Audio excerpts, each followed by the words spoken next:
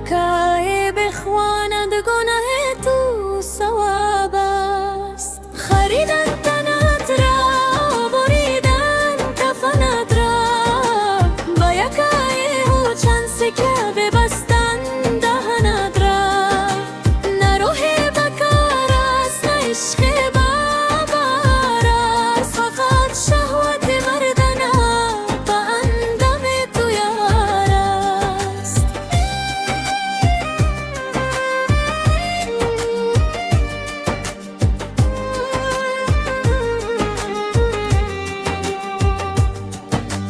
آن کس که زانی را بفروخت پای پیسه، حق است که روحش ته دوزخ عذاب است. هر جای جهان مرتبه زن بلند است، در کشور من زن مثل میت با حساب است. ای کاش که دل قاق شده بودم نه شهید، در کشور من ارزش انسان با نقاب است.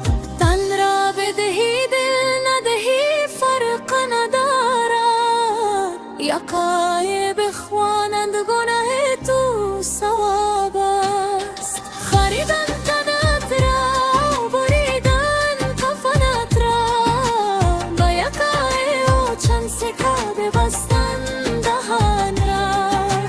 نه روح بکار است، نه عشق بابار است، فقط شهوت مردنه به اندام تو یار است.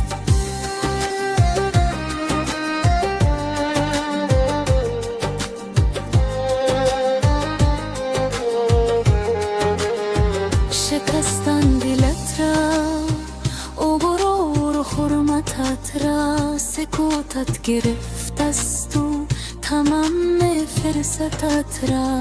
بنان تو رازی شدی و هیچ نگفتی، همین است که جهل زده بر تو همتت را.